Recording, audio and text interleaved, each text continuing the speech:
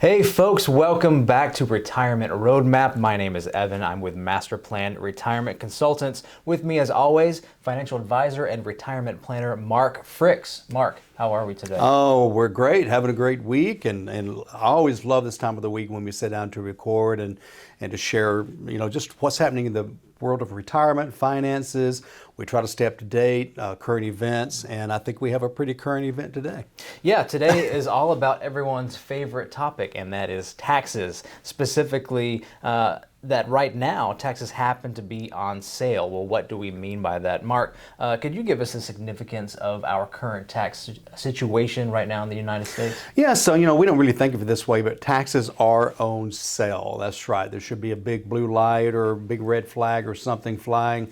But a little bit of history here. So back, the current tax system came into being in 1913, and they started off, the top bracket was 6%.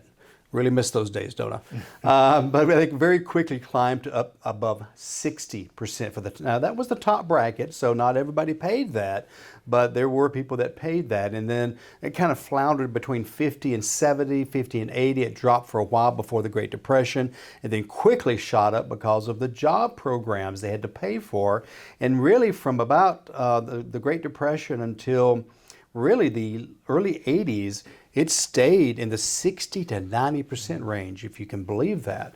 And that again was the top bracket, but the story came out of from the early days of Ronald Reagan. Whether you're a fan or not, that's up to you, but this is fact. Is he was an actor during the 40s and 50s.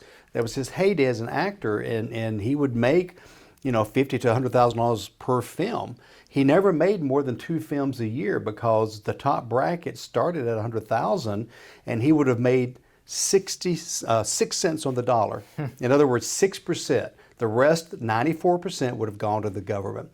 And he said, "I'm not doing this. I'm not working that hard." So he would cut it off at one movie. Legend or story actually is true. He was offered a big blockbuster film. He turned it down.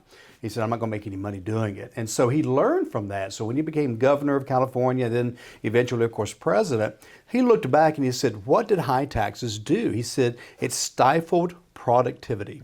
And so his whole philosophy was, if you lower taxes, people will produce more. And the economics of the past, however many years, 50 years now or whatever, yeah, we've had good times and bad times, but taxes have not ever surpassed 40% top bracket since Ronald Reagan. And so even though we've had some increases, President Reagan had them in the low to mid 30s. They're up to 37, I think now. I'm going to go back to 39 and a half here in a couple of years. We'll talk about that. So what's the point? Well, the point is if you want to start thinking about getting out of some of these tax deferred accounts, which are taxable in retirement when we can least afford it, now's the time. So that's kind of, whenever I talk about taxes being on sale, they are, but it's not going to last long.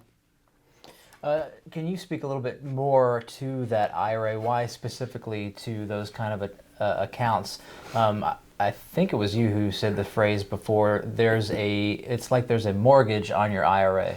Yeah, I have to attribute that to Ed Slott, a very famous economist. Yeah, they wrote a great book called The Ticking Tax Time Bomb. But it's about the fact that 80 to 90% of the wealth in this country is in pre-tax accounts. IRAs, 401ks, 403bs, pension plans, defined benefit plans, all of these monies are before tax monies. And it's easy to see why. Number one, pensions have been around. Actually, they came to this country in 1759, I learned recently, okay?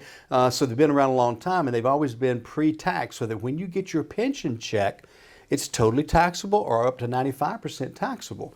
Now, since that time, we've kind of done away with pensions, but we've introduced 401ks and IRAs and things like that. Well, it's easy to save in a 401k because it happens automatically at work. All you got to do is sign up for it. Sometimes you don't even have to do that. Plus, they put money in. So all that money is being put away, but again, it's pre-tax. And as you know, Evan, we call that micro thinking. We're thinking about this year, I can save on my taxes.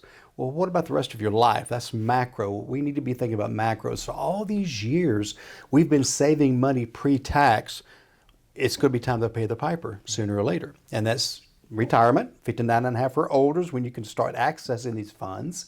And so we're on a fixed income, and part of that money, like you said, has a mortgage. Okay, so if I've got let's say I have $1 million IRA. I don't have $1 million IRA. Right. Not all that belongs to me. Part of it belongs to the IRS. How much? We have no way of knowing, because I don't know what the tax rate is going to be when you start taking money out.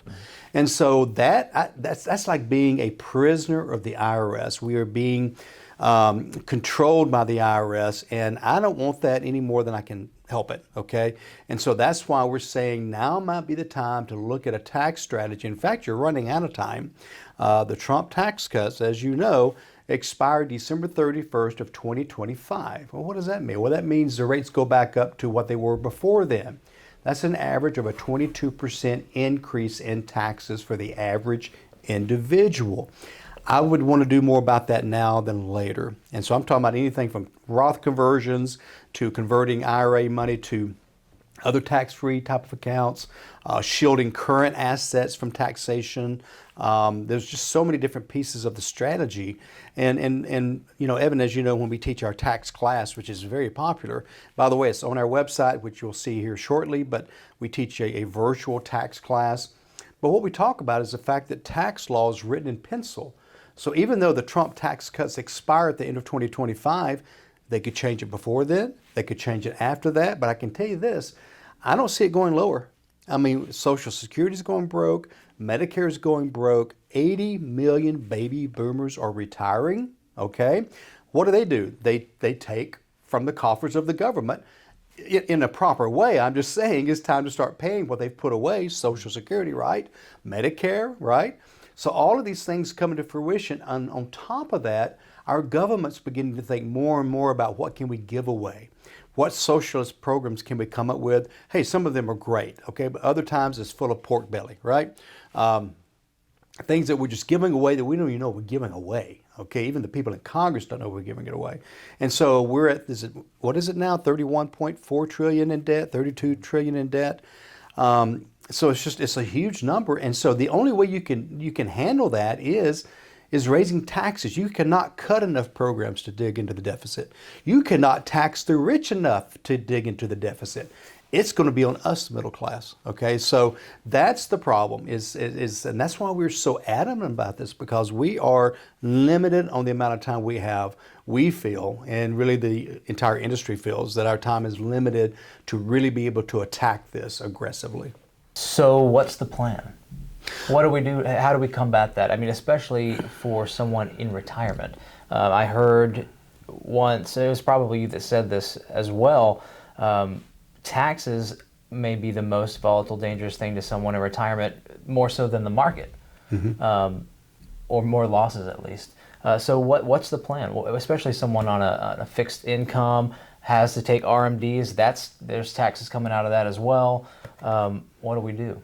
Well, you know, so everybody has to have their own plan. Okay, as you've heard me say before, and you've said it before too, is, you know, there's a bookshelf in my office. I don't have 4 plans on it. Right. Okay, plan D works good for you, right, or whatever. Every plan is individualized, but you need to have a plan. So you start with a plan, and part of that plan has to be a tax strategy. You know, there are some advocates out there of saying, I want every bit of my money after tax, tax deferred after tax. In other words, like a Roth. When that money comes out, it comes out tax-free. It doesn't matter what bracket you're in, right? And I would love that too, but it's going to be costly to get there for a lot of people. So I preach tax diversification.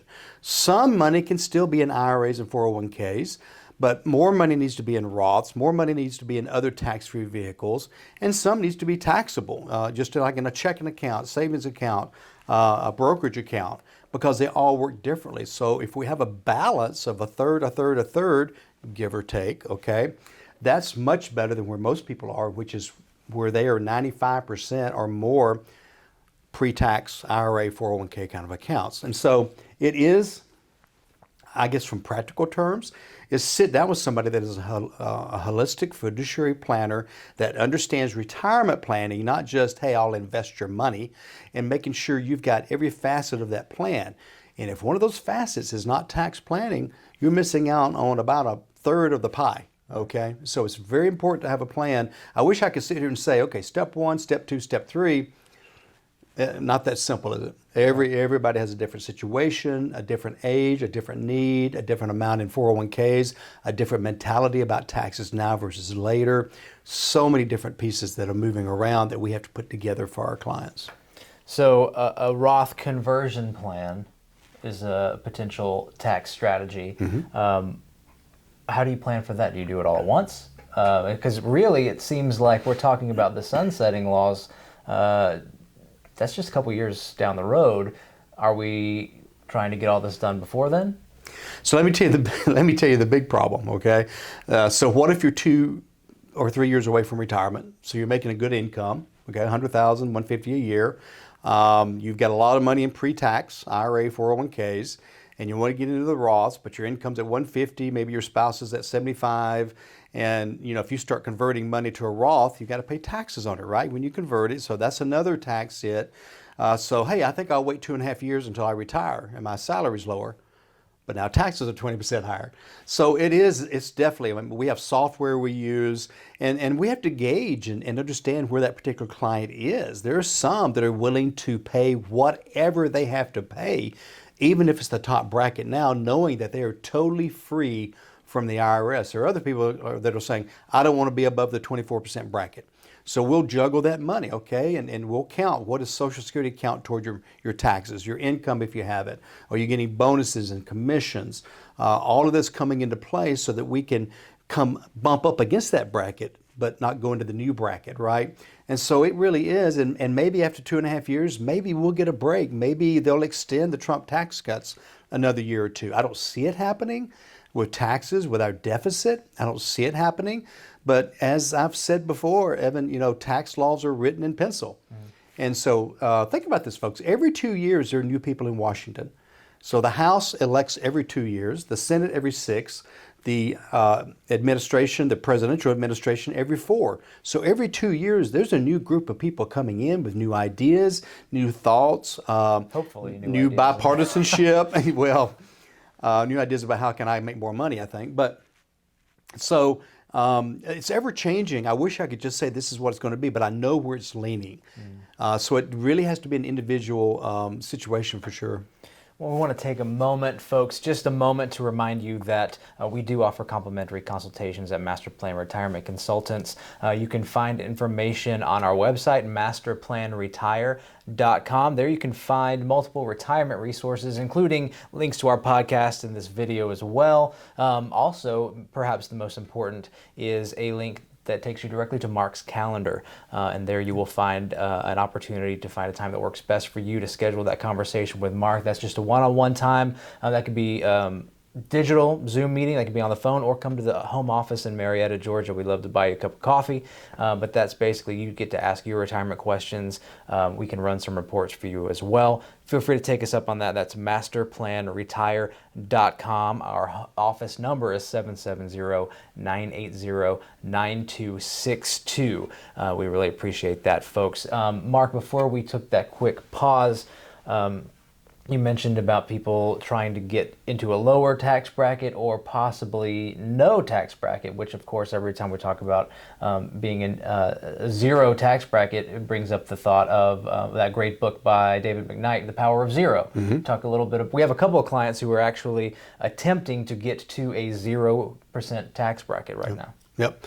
Yeah, and I've got to call David. He's actually from this area, and I've met him several times. I've got to call. He owes us some money. Yeah. Because we talk about his book every other show. We really do. We give away a couple at every seminar, I think, especially our tax seminars. Yeah, if you ever get a chance to attend one of our live workshops, we teach them all throughout the Southeast. Another thing to check on the website, by the way, is it under events? Under events, workshops and seminars. Upcoming workshops, so make sure you do that as well. But yeah, so what David's whole take is, as well as another book that's been written that we've had the honor of writing the foreword for, talks about being so aggressive that all of your money is in either Roths, tax-free life accounts, and maybe a little bit of municipal bond funds, so that your only taxable income then in retirement is Social Security. Well, under a certain limit of income, Social Security is not taxable. And for a married couple, it's around $50,000 a year. And so that's your Social Security. You're at a zero tax rate. Now, let me add a little something to that. I have a feeling in the next 5 to 10 years, Social Security will be 100% taxable. Okay, so then you technically would not be in a zero tax bracket. You would at least Social Security would be taxable. But even that is pretty powerful to know that no matter what happens, 80%, 60% of your income is tax-free. So it is possible to do that. If you meet with us and you say, I want some of that, I want that flavor, we'll get you there, okay? Just understand the next couple of years, you're going to be paying a lot of taxes, but you're going to be pretty much done after that. It's an aggressive approach, and it's not for everybody, No. of course, but it is it's fun to dream. And it is possible. It is possible. That reminds me of a story of a non-client who we were talking to for a while. He would call Mark to just kind of pick his brain, and he got an itch, and he had a lot of money in IRAs, and just overnight he just flipped a switch and converted $1 million. Was it the 31st of December? It was, or 30th of December, like that. something like that. Yeah, it was a holiday. Yeah, I think it was the holiday. Yeah. And just flipped the switch and converted I $1 think $1 million. IRA. Mm-hmm. Yeah, and his tax bill was $400,000. It was or something. plus 400,000 plus because there's state taxes on there too. Yeah. So. Yeah, and you he didn't can do it. And he was fine for a while until he got his tax bill and he had to stroke a check. That's not the way we do it, folks. No. We like to spread it out. We don't want to hit that top bracket if we can help it. So, that's called being aggressive for sure. One other thing too, Evan, important to remember, it's not just about the taxes. It's about required minimum distributions too. So as you know, the new Secure 2.0 Act says that the new required minimum distribution age is now 73. Okay, but what that means is any money in those pre-tax accounts, IRAs, 401ks, or whatever, you are required to take some of that out every year, and the percentage gets higher and higher. So whether you need the income or not, that's coming out. Okay, so if you got $1 million IRA, that first year you got to take out about 40 grand.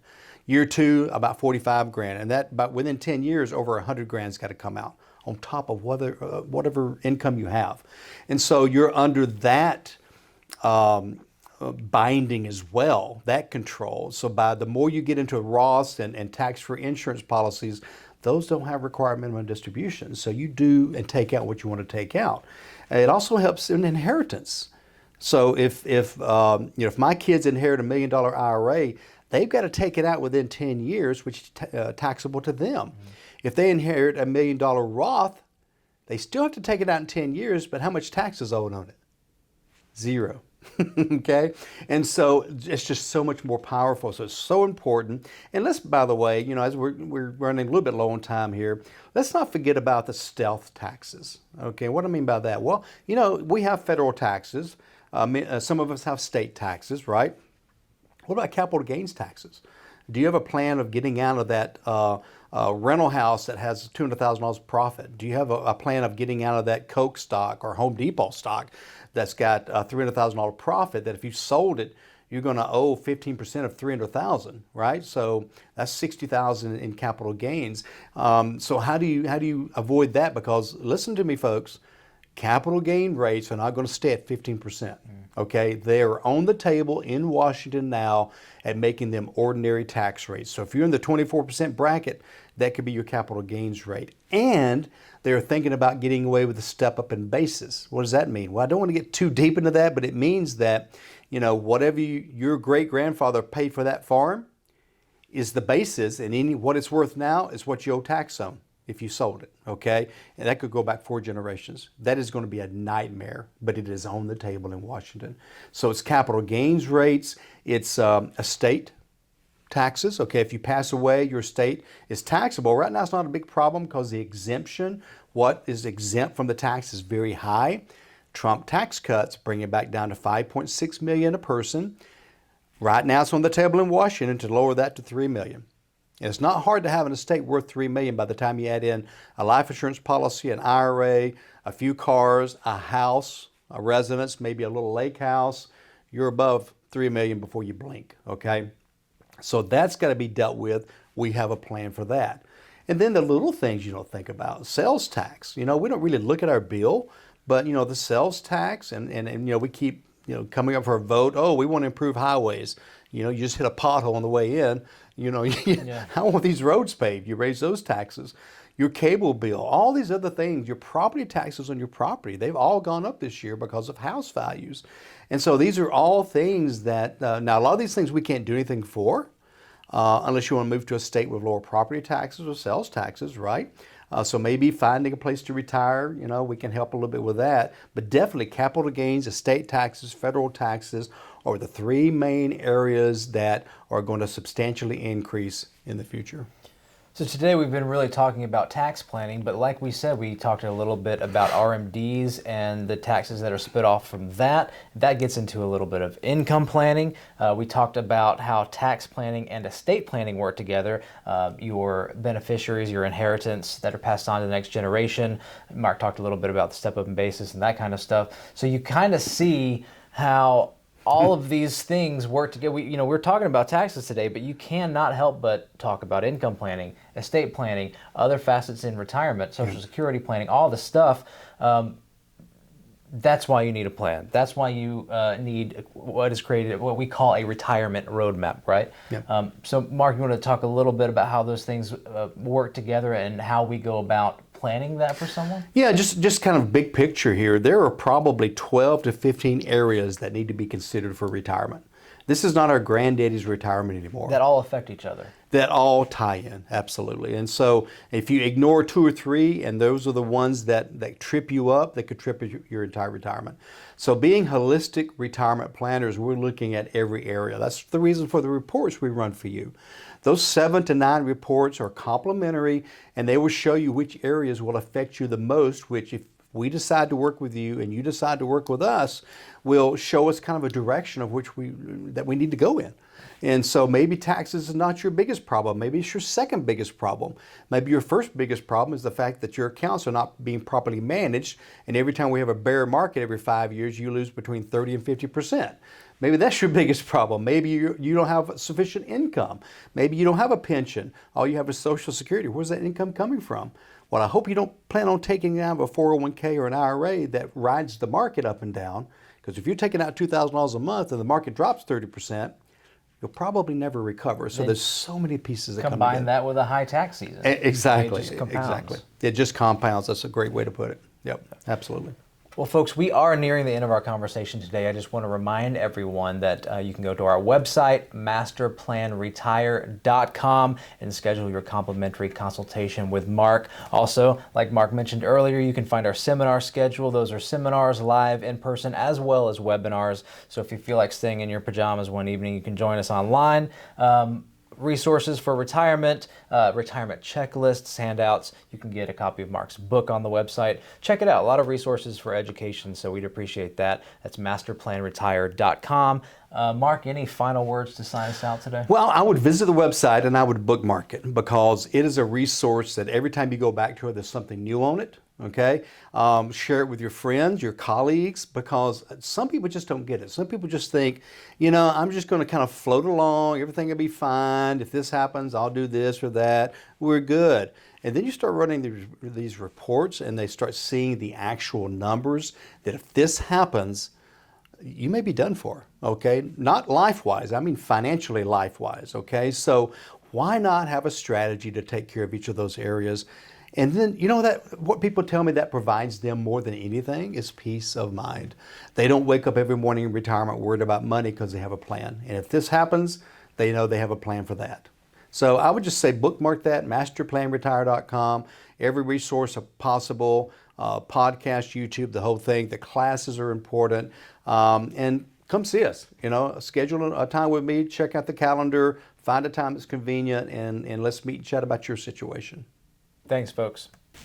And by the way, don't forget, plan well and prosper. Take care, everybody.